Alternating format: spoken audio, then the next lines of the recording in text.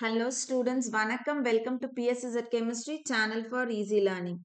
இன்னைக்கு NEET Chemistry 2024 Day 38 கான question number 43.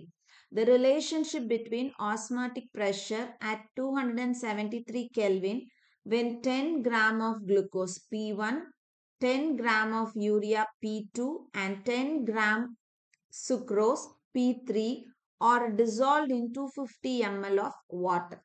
So நமக்கு வந்து இங்க என்ன கேட்குறாங்க, ஆஸ்மாட்டிக் ப்ரெஷர் ரிலேஷன் கேட்குறாங்க. யாருக்கு யாருக்கெல்லாம் அப்படின்னா குளுக்கோஸ், யூரியா, சுக்ரோஸ் எல்லாமே எவ்வளோ வெயிட் எடுத்திருக்கோம், 10 கிராம்ஸ் எடுத்திருக்கோம். 250 ml ஆஃப் வாட்டரில் டிசால்வ் பண்ணும்போது இந்த மூணுத்துக்குமான ஆஸ்மாட்டிக் ப்ரெஷருக்கு ரிலேஷன் என்ன அப்படின்றத எழுத போகிறோம். ஸோ இது வந்து நம்ம ரெண்டு விதத்தில் ரெண்டு ஃபார்முலாஸ் யூஸ் பண்ணலாம். நான் ரெண்டுமே உங்களுக்கு சொல்லித்தரேன். முதல் இது ரொம்ப சிம்பிள், டைரக்டா என்ன அப்படின்னு பார்த்தோம்னா osmotic pressure. So osmotic pressure is inversely proportional to 1 by m. So it is inversely proportional to molecular mass அப்படின்னு சொல்லலாம். அப்போ யாருக்கு மாலிகுலார் மாஸ் நிறைய இருக்குதோ அவங்களுக்கு ஆஸ்மாட்டிக் ப்ரெஷர் வந்து குறைவா இருக்கும். இது ஒரு ரிலேஷன். இன்னொன்று என்ன பார்த்தோம் அப்படின்னா, நம்ம காலிகேட்டிவ் ப்ராப்பர்ட்டி படிக்கும் போது ஒரு ஃபார்முலா படிச்சிருக்கோம். pi is equal to CRT அப்படின்னு படிச்சிருப்போம். ஸோ இந்த இடத்துல பார்த்தோன்னா கான்சன்ட்ரேஷன், அதாவது pi is directly proportional to concentration. Concentration increase ஆகுதுன்னா அந்த இடத்துல ப்ரெஷர் என்ன ஆகுதுன்னு அர்த்தம், இன்க்ரீஸ் ஆகுதுன்னு அர்த்தம். ஸோ ரெண்டுத்தையுமே யூஸ் பண்ணி நம்ம ஆன்சர் எழுதலாம். நான் ஃபர்ஸ்ட் ஒரு மெத்தட் கொடுத்துட்டு அதுக்கப்புறமா ரெண்டாவதுக்கு போறேன். ஸோ ஃபர்ஸ்ட் வந்து pi is inversely proportional to molecular massக்கு போகும். இப்போ இந்த இடத்துல நம்மளுக்கு குளுக்கோஸ் கொடுத்துருக்காங்க. குளுக்கோஸ்னுடைய ஃபார்முலா C6H12O6. ஸோ இதனுடைய மாலார் மாஸ் இதை வந்து எம்னு எடுத்துக்கும், which is equal to 180. சரியா? ஸோ இதுக்கு இந்த குளுக்கோஸ்க்கான ப்ரெஷரை நம்ம P1ன்னு எடுத்திருக்கோம். அடுத்தது urea CONH twice NH2 twice. இதனுடைய molecular mass M2ன்னு எடுப்போம், which is equal to 60. So இதனுடைய ப்ரெஷர் வந்து P2. மூணாவது வந்து சுக்ரோஸ் C12H22O11. இதனுடைய molecular mass M3, which is equal to 342. இதனுடைய ப்ரெஷர் P3.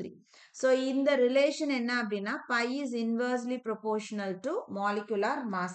அப்போ மாலிகுலார் மாஸ் வந்து யாருக்கு அதிகமா இருக்குதோ அவங்களுக்கு ப்ரெஷர் வந்து கம்மியா இருக்கும். அதுதான் வந்து ரிலேஷன். இல்லைன்னா வைஸ் வர்சா, நீங்க எப்படி வேணாலும் சொல்லிக்கலாம். இப்ப இந்த இடத்துல நம்மளுக்கு மாலிகுலார் மாஸ் 60 யாருக்கு இருக்குது அப்படின்னு பார்த்தோம்னா யூரியாவுக்கு. ஸோ P2வினுடைய ப்ரெஷர் அதிகம், ஏன்னா மாலிகுலார் மாஸ் கம்மியா இருக்கு. அதை விட கொஞ்சம் அதிகமான மாலிகுலார் மாஸ் யாருக்கு இருக்கு, குளுக்கோஸ். ஸோ P1 அதனுடைய ப்ரெஷர். அடுத்தது அதிக மாலிகுலார் மாஸ் யாருக்கு இருக்குது, சுக்ரோஸ், which is 342. அதனுடைய ப்ரெஷர் P3. ஸோ அப்போ அதிகமான ஆஸ்மாட்டிக் ப்ரெஷர் யாருக்கு இருக்குது அப்படின்னா லோவர் மாலிகுலார் வெயிட் இருக்கக்கூடிய குளுக்கோஸ். யாருக்கு ஆஸ்மாட்டிக் ப்ரெஷர் ரொம்ப கம்மியா இருக்கு அப்படின்னா ஹையஸ்ட் மாலிகுலார் வெயிட் இருக்கக்கூடிய சுக்ரோஸ். சரியா? இது ஒரு மெத்தட். அடுத்த மெத்தட் என்ன அப்படின்னு பார்ப்போம். pi is equal to CRT. இதுல pi is directly proportional to concentration. Concentration அப்படின்னா நம்ம எப்படி எழுதுவோம், N by V ன்னு எழுதுவோம். ஸோ N அப்படின்றது weight divided by molecular mass. So மறுபடியும் இங்கே தான் வந்து நிற்க போகுது, ஆனால் நம்ம in terms of concentration calculate பண்ண போகிறோம். ஸோ ஃபர்ஸ்ட் நம்ம குளுக்கோஸுக்கு போவோம். சரியா? ஸோ குளுக்கோஸ் வந்து C6H12O6. இப்போ இதுக்கு வந்து கான்சன்ட்ரேஷன் எழுதுவோம். N எவ்வளோ கொடுத்துருக்காங்க, 10. ஸோ எல்லாமே வந்து 10 தான். எல்லாமே வந்து வால்யூம் ஆஃப் சொல்யூஷன் வந்து நம்மளுக்கு 250 கொடுத்துருக்காங்க. டிவைடட் பை இதனுடைய மாலிகுலார் மாஸ் எவ்வளோ, 180. இங்க இன்டூ 250. ஸோ எம்எல்ல கொடுத்துருக்காங்க, அதனால நம்ம மேலே வந்து இன்டூ 1000 போடுவோம், which is equal to. So cancel பண்ணலாம், இதையும் கேன்சல் பண்ணலாம். இது 2 டைம்ஸ், இது வந்து 5 டைம்ஸ். இதையும் கேன்சல் பண்ணலாம். இது 1 டைம்ஸ், இது 9 டைம்ஸ், இது 2 டைம்ஸ், இது 1 டைம். ஸோ இந்த இடத்துல வந்து 2 by 9 வரும், விச் இஸ் ஈக்குவல் டு 0.2. அடுத்தது பார்த்தோம் அப்படின்னா யூரியா. யூரியா வந்து CONH2 twice which is equal to இதுக்கும் 10 grams தான் 10 divided by இதனுடைய molecular mass வந்து 60 into 1000 divided by 250. ஸோ இதில் என்னெல்லாம் கேன்சல் பண்ணலாம் அதே மாதிரி கேன்சல் பண்ணிட்டே இருக்க வேண்டிதான். ஸோ இது 2 times இது 5 times இதையும் கேன்சல் பண்ணோன்னா இது 2 times இது 1 time. ஸோ இதையும் கேன்சல் பண்ணலாம் இது 3 times. So 2/3 which is equal to 0.6. அடுத்தது சுக்ரோஸ் C12 H22 O11 இதுவும் 10 grams தான் 10 divided by இதனுடைய molecular mass 342 into 1000 divided by 250. So என்னாகும் இதுவும் கேன்சல் பண்ணலாம் இது 4 times இது 1 time. ஸோ இதையும் கேன்சல் பண்ணோன்னா இது வந்து 2 times இது வந்து 171.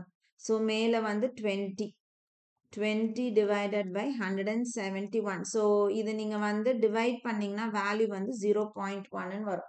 ஸோ இப்போ இந்த இடத்துல நம்ம என்ன ரிலேஷன் வந்து டிரைவ் பண்ணுறோம் கான்சன்ட்ரேஷன் யாருக்கு அதிகமோ அதுக்கு ஆஸ்மாட்டிக் ப்ரெஷர் அதிகம். ஸோ இப்போ இந்த 3 வேல்யூவை கம்பேர் பண்ணும்போது 0.6 தான் கான்சன்ட்ரேஷன் அதிகம்.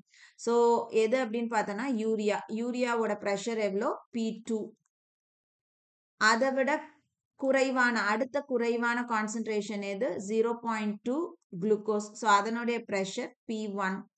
அதை விட ரொம்ப குறைவான கான்சன்ட்ரேஷன் எது sucrose. So which is P3.